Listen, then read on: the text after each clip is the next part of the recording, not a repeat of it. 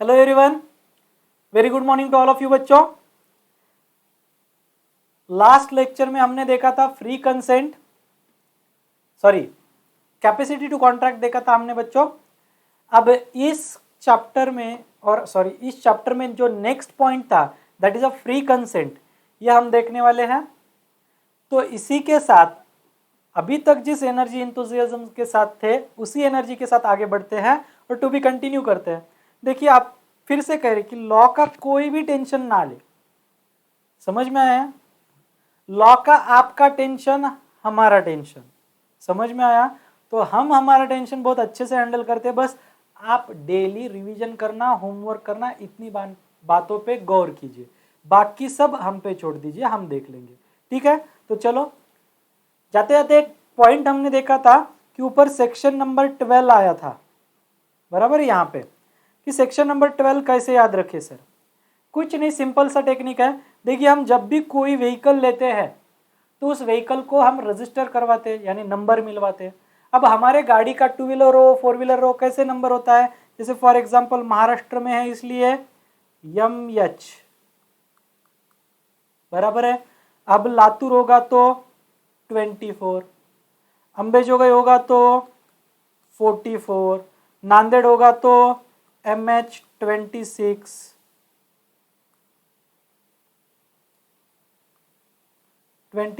बराबर है। ये सारे क्या है? उस एरिया के कोड्स है। तो ऐसे ही पुणे के लिए एक कोड है, क्या? That is MH12। किसके लिए बेटा? पुणे, बराबर है। और इंडिया में एक सबसे बड़ा और अच्छा मेंटल हॉस्पिटल कहां पे है? पुणे में,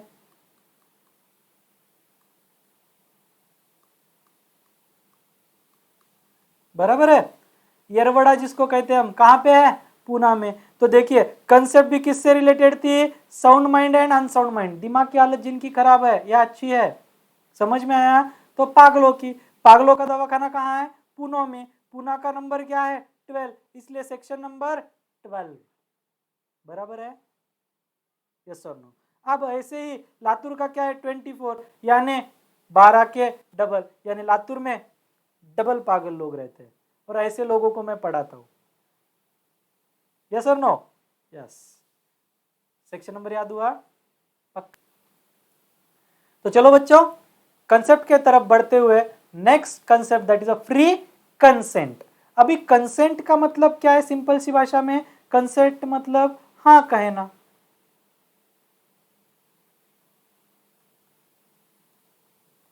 हाँ कहना, बराबर है। फ्री कंसेंट मतलब मुफ्त में हाँ कहना, ऐसे नहीं है। फ्री मतलब खुले दिल से, जिसने जोर जबरदस्ती नहीं की होगी, समझ में आया? कंसेंट मतलब सिंपल सी भाषा में आप एक्सेप्टेंस भी कह सकते हो, असेंट भी कह सकते हो। मराठीत हो म्हणणे किंवा होकार दर्शवणे, हिंदी में हाँ कहना या आप रेडी हो, ऐसे समझना मतलब कंसेंट। सो तो देखिए, consent is not free when it is caused by. कब कंसेंट ये फ्री कंसेंट नहीं समझा जाएगा या फ्रीली नहीं होगा?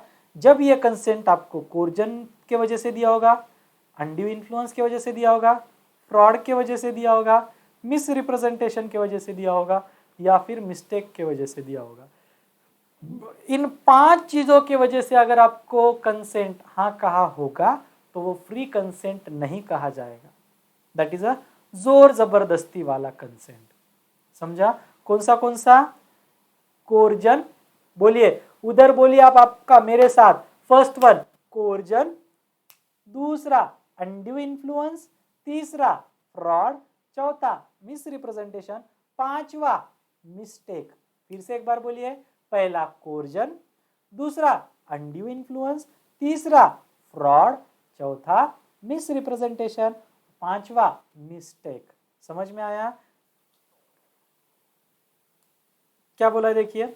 अब ये जो 4 है ना, कोर्जन, अनड्यू इन्फ्लुएंस, फ्रॉड और मिस रिप्रेजेंटेशन, इन चारों के वजह से जो कंसेंट दिया जाता है, इसका इफेक्ट क्या होता है? देखिए, कॉन्ट्रैक्ट इज वॉइडेबल। अब वॉइडेबल यानी आपको पता है एक पार्टी के पॉइंट ऑफ व्यू से सही चल रहा है और दूसरे पार्टी के पॉइंट ऑफ व्यू से गलत चल रहा है, 50-50। तो इसमें क्या होगा, अगर एक बार एक्सेप्टेंस दे दिया तो टू बी कंटिन्यू, एक बार रिजेक्ट कर दिया तो भी कंटिन्यू, बाद में चल के आप उसको चेंज नहीं कर सकते। यस और नो? यस। देन मिस्टेक में क्या बोला है, अब गलती होगी तो बाय डिफॉल्ट वो क्या होगा, वॉइड या वॉइडेबल बोलने का चांस ही नहीं है। समझ में आया? देन अभी इसमें मिस्टेक में दो टाइप्स है, एक बायलैटरल मिस्टेक एंड एक यूनिलैटरल मिस्टेक। बायलैटरल मतलब दोनों पार्टियों की तरफ से हुई होगी और यूनिलैटरल मतलब एक ही तरफ से हुई होगी। अब बायलैटरल मिस्टेक में मिस्टेक होने के चांसेस क्या है, सब्जेक्ट मैटर और इधर पॉसिबिलिटी ऑफ परफॉर्मेंस, क्या आप कॉन्ट्रैक्ट परफॉर्म कर पाओगे या नहीं कर पाओगे। देन यूनिलैटरल मिस्टेक में क्या कहा है, nature of contract and also identity of person. ये इंपॉर्टेंट है, इस पे केस लॉ आ सकता है, चाहिए तो इसको IMP करके रखिए, ये एंड ये। और इंस्टीट्यूट की एक बड़ी गंदी आदत होती है, किसी भी कंसेप्ट के एंड पार्ट पे क्वेश्चन पूछता है इंस्टीट्यूट। क्यों, क्या लॉजिक पता नहीं, क्या लॉजिक है इसके पीछे का मेरे पॉइंट ऑफ व्यू से, क्योंकि बस 99% बच्चे क्या करते हैं, 90% सिलेबस या चैप्टर पढ़ लेते हैं और सोचते हैं यार पूरा पढ़ लिया, लास्ट के पैराग्राफ पे क्या आने वाला है। और गॉड नोज इंस्टीट्यूट के पास क्या पावर है, हम जो नहीं पढ़ते वही चीज इंस्टीट्यूट 101% पूछता है। पता नहीं क्या जादू है इंस्टीट्यूट के पास, लेकिन जो जो हमने छोड़ा है वो एग्जाम में आया है। मेरा खुद का एक्सपीरियंस है, और मैंने मेरे स्टूडेंट्स को भी बोला था तो उन्होंने भी यही कहा, सर यही फीडबैक हमारा भी है। सो प्लीज, इसलिए छोड़ना कुछ भी नहीं है। इसलिए देखिए मैं पढ़ते वक्त भी लाइन बाय लाइन पढ़ रहा हूँ, ईच एंड एवरी कंसेप्ट आपको समझा रहा हूँ। ऐसे नहीं कि पैराग्राफ का हेडिंग बता दिया, मीनिंग समझा दिया, आप पढ़ो भाई, नहीं समझा जो पूछो, नहीं, लाइन बाय लाइन पढ़ रहा हूँ।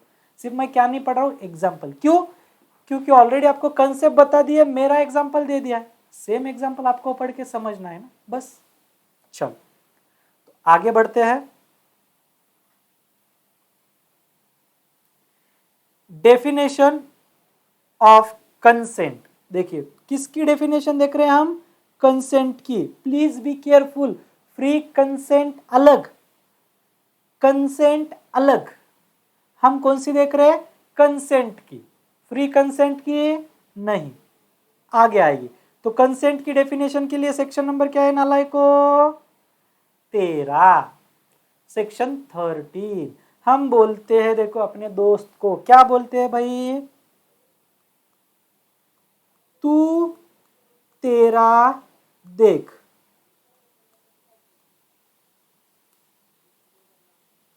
तू तेरा देख, जैसे फॉर एग्जांपल आप लोग लॉ को आ गए, आपके कोई दोस्त पूछते हैं यार मुझे भी लॉ लगाना, इधर बहुत डिफिकल्ट जा रहा है, कुछ समझ में नहीं आ रहा है, लेकिन सर तो लड्डा सर तो ले रहे, हाँ बोले ले रहे, बहुत अच्छे से पढ़ा रहे, हमें सब समझ में आ रहा है, इसके पहले इतना अच्छा किसी ने पढ़ाया नहीं था, अब सब समझ में आ रहा है, और अभी लॉ का तो कोई टेंशन नहीं।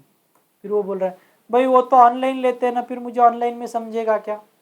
आपने उसे बोला भाई हम सब कर रहे हैं, हमें समझ रहा है, तो तुझे क्यों नहीं समझेगा। फिर वो बोले भाई तू बहुत होशियार है, तुझे क्या है, कुछ भी समझ लेगा, तू खुद भी पढ़ लेगा तो समझेगा। फिर आप उसको समझाते हो, नहीं यार सर लाइन बाय लाइन पढ़ाते, सब एक कंसेप्ट परफेक्ट समझाते हैं, हाईलाइट करवा के देते, इंपॉर्टेंट बोल देते हैं, केस लॉ समझाते, फिर नहीं समझने जैसा, फिर भी और हो रहा है। ऑनलाइन समझेगा क्या यार, मुझे नहीं लगता समझेगा। आप वापस उसको समझा रहे, नहीं यार तू 2-4 बार करके देख, नहीं समझा तो फिर बोलना, फिर मैं समझ वगैरह। कितना बोलने के बाद यार ऑनलाइन समझेगा कि नहीं, आप लास्ट में क्या बोलते हो, भाई तू तेरा देख, तुझे क्या करना है, लॉ आट जा रहा है, तू तेरा सोच तुझे क्या करना है। इतनी बार समझा दिया, नहीं समझ रहा तो तुझे करना है तो हाँ बोल, नहीं करना है तो ना बोल, जो भी बोलना है नहीं बोलना है, जो करना है तू तेरा देख, तू तेरा देख। इसलिए सेक्शन 13 राइम्स विद 13 ये आता है कंसेंट के लिए, समझा। तो चलो क्या डेफिनेशन है देखिए, when 2 or more person are said to consent when they agree upon the same thing in same sense, इसको हम क्या बोलते हैं, quid pro Q, quid pro Q बोलते हैं नालायको। कंसिडरेशन के लिए ना, क्विड प्रो क्यू किस लिए,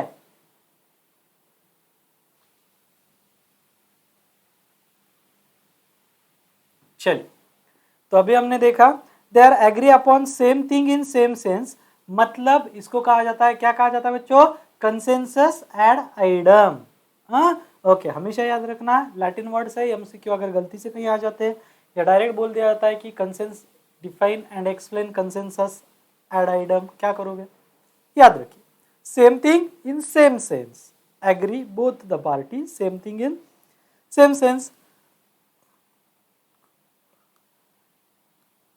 Parties are to have consented when they not only agreed upon the same thing but also agreed upon that thing in the same sense। मतलब सिर्फ वो सेम थिंग पे एग्री नहीं है, तो सेम थिंग पे सेम सेंस में agreed है। मतलब क्या, फॉर एग्जाम्पल समझिए मेरे पास दो घोड़े थे, हॉर्स, एक ब्लैक एंड एक व्हाइट। अब मैंने बोला कि मैं अपना घोड़ा बेचना चाहता हूं, अब बोले अरे सर आपका घोड़ा है तो हम लेना चाहते हैं। दोनों के दिमाग में सेम चीज है, सेम थिंग। अब सेम सेंस कैसे है, अब मैं सोच रहा हूं कि मुझे ब्लैक घोड़ा बेचना है, मैं गोरा, मेरा घोड़ा भी गोरा, मेरी गाड़ी भी गोरी मतलब वाइट, तो मुझे वाइट चाहिए, मुझे ब्लैक बेचना है। और आप क्या सोच रहे हैं कि नहीं सर वाइट बेच रहे, तो आप सोच रहे मुझे वाइट खरीदना है, वाइट। अब हम दोनों के पहले दिमाग में तो था घोड़ा, मेरा भी बेचना घोड़ा, आपका भी लेना घोड़ा, लेकिन इन सेम सेंस था नहीं था, तो कॉन्ट्रैक्ट होगा नहीं होगा। इसलिए same thing in same sense तब जाके होगा, समझा? Okay, then agreed upon that things in the same sense, that is the same thing understood as the whole content of agreement। Consequently, when parties to a contract make or some fundamental error as to nature of transaction or as the person dealt with or as the subject matter of the agreement, तो same sense में क्या हो सकता है कि आप कौन सा ट्रेड कर रहे हो, फंडामेंटल एरर होती है, छोटी मोटी गलतियां, तो ये चीज़ों पे ध्यान दीजिए, या सब्जेक्ट मैटर क्या है उस पर भी ध्यान कीजिए, समझा? जैसे हम होटल में जाने के बाद बहुत बार पनीर की सब्जी बोल देते हैं। अब पनीर की सब्जी में नंबर ऑफ टाइप्स है ना, पनीर मसाला, पनीर बटर मसाला, पनीर टिक्का मसाला वगैरह वगैरह। अब सब में मसाला आता है लेकिन टेस्ट चेंज होता है ना। हमने सिर्फ बोल दिया था पनीर ला, पनीर में कौन सा भाई, समझ में आ रहा है? Like that. तो सब्जेक्ट मैटर भी बहुत ज्यादा मैटर करता है, मायने रखता है। It can not be said that they have agreed upon the same thing in same sense, तो इसलिए उन्होंने क्या बोला है कि same thing in same sense होना चाहिए, and if they do not agree the same sense they can not be consent. अगर वो कोई चीज not agree in same sense so can not be consent, तो उसको कंसेंट नहीं कहा जाएगा। A contract can not arise in the absence of consent. क्या बोला है? A contract can not arise in the absence of consent. अगर consent होगा ही नहीं तो कॉन्ट्रैक्ट होगा ही नहीं। बचपन वाले दिन याद आ रहे? As per section 10 10 rhymes with बस, उसमें पहला था एग्रीमेंट, दूसरा था फ्री कंसेंट, और यहां पे कह रहे कि कंसेंट नहीं होगा तो चलेगा नहीं चलेगा। In absence of, there is no contract in absence of consent, contract can not arise absence of consent। Then if two persons enter in an apparent contract concerning a particular person or ship and it turns out that each of them, misled by similarity of name, had a different person or ship in his mind। अब जैसे for example किसी ने बोल दिया भाई सुदर्शन के पास से सीखना है, अब एक सुदर्शन सर है और एक स्टूडेंट में भी सुदर्शन है, मिसकंसेप्ट हो गया ना। एक नाम के दो जहाज हो सकते हैं, शिप, दो आदमी हो सकते हैं, भाई किसके लिए बोला जा रहा है ये देखना भी मायने करता है ना, like that. So no contract would exist between them as they were not ad idem. अभी तक एड आइडम हुआ नहीं, मतलब same thing in same sense, same sense आया नहीं है, but that is the same mind. Again ambiguity मतलब confusion in the terms of an agreement or an error as to the nature of any transaction or as to the subject matter of any agreement may prevent the information or formation of any contract on ground of absence of consent। समझ में आया? अगर consent properly नहीं मिला तो वो contract नहीं कहा जाएगा या नहीं बनेगा। In the case of fundamental error मतलब same sense, there is a really no consent whereas in the case of mistake there is no real consent. जहाँ पे गलतियां ही होंगी वहां पे case of mistake no real consent. Then as has been already, one of the essential element of contract is consent and there cannot be contract without consent। ये contract का एक इसेंशियल कंसेंट होना चाहिए क्योंकि विदाउट कंसेंट तो contract होना नहीं है। सो कंसेंट में बी फ्री और नॉट फ्री, कंसेंट में भी फ्री हो सकता है या नॉट फ्री हो सकता है। Only free consent is necessary for the validity of contract. समझा? अभी कंसेंट दो तरीके से होते हैं, एक जोर जबरदस्ती वाला और एक फ्री वाला। फ्री वाला ही होना चाहिए या जोर जबरदस्ती वाला नहीं चाहिए ऐसे कुछ उन्होंने बोला नहीं है, लेकिन नेसेसरी फॉर वैलिडिटी, अगर उस कॉन्ट्रैक्ट को आप लीगली परफॉर्म करना चाहते हो तो फ्री कंसेंट ही जरूरी है। अब डेफिनेशन ऑफ फ्री कंसेंट, तो फ्री कंसेंट का सेक्शन क्या है 14। अब कैसे याद रखोगे इसको, दो मेमोरी टेक्निक है। एक कंसेंट का क्या था, तू तेरा देख, तेरा कंसेंट के साथ एक वर्ड याद हो गया, ऐड हो गया, तो 13 में एक ऐड कर दो 14 14, या फिर 14 का यफ और फ्री का यफ, फ्री कंसेंट 14। समझ में आया? इस दो तरीके से आप याद रख सकते हो। Got it? Okay. Then consent is to be said free or consent is said to be free when it is not caused by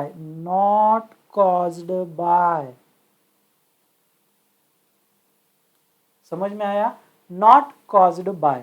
number 1 coercion section 15, undue influence section 16, fraud section 17, misrepresentation section 18 and mistake subject to provision of section that is a 20, 21, 22।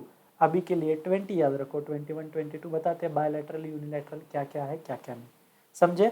हर एक section को memory technique है, so don't worry, section याद रखने का tension मत लो, सिर्फ याद रखो जो consent without cause of coercion, undue influence, fraud, misrepresentation and mistake, इनके अलावा जो दिया जाता है that will be known as a free consent. यानी जो कंसेंट विदाउट कोर्जन दिया होगा, विदाउट अनड्यू इन्फ्लुएंस दिया होगा, विदाउट फ्रॉड दिया होगा, विदाउट क्या मिसरिप्रेजेंटेशन दिया होगा और विदाउट मिस्टेक दिया होगा, उस कंसेंट को क्या कहा जाता है? Free consent. समझे बच्चों? यस और no? When consent to an agreement is caused by coercion, अभी तक बोला कि विदाउट इनके होगा तो फ्री कंसेंट। अब जो कंसेंट इनके वजह से दिए होंगे, caused by coercion, fraud, misrepresentation और undue influence, the agreement is contract voidable। तो एग्रीमेंट या कॉन्ट्रैक्ट क्या बन जाएगा बेटा? voidable at the option of the party whose consent was so caused। जिसका कंसेंट इन बाकी के मैटर के वजह से दिया होगा तो उसके वजह से देन उसको क्या कहा जाएगा फिर? voidable contract। So when the consent is vitiated by mistake, जब कंसेंट गलत बोलने से या गलती से मिल जाता है तो कॉन्ट्रैक्ट बिकम्स void। अपने आप वो कॉन्ट्रैक्ट क्या हो जाता है बच्चों? void हो जाता है। समझ में आया? Got it? पक्का? यहां तक कोई दिक्कत है? नहीं। तो आगे वाला पार्ट हम नेक्स्ट लेक्चर में देखेंगे। आज के लेक्चर में, इस लेक्चर में हम यहीं रुकते हैं। तब तक के लिए tata bye bye, take care, अपना अपना ध्यान रखना।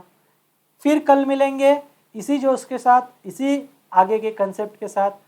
आपके साथ हमेशा professor SS Ladda. Thank you.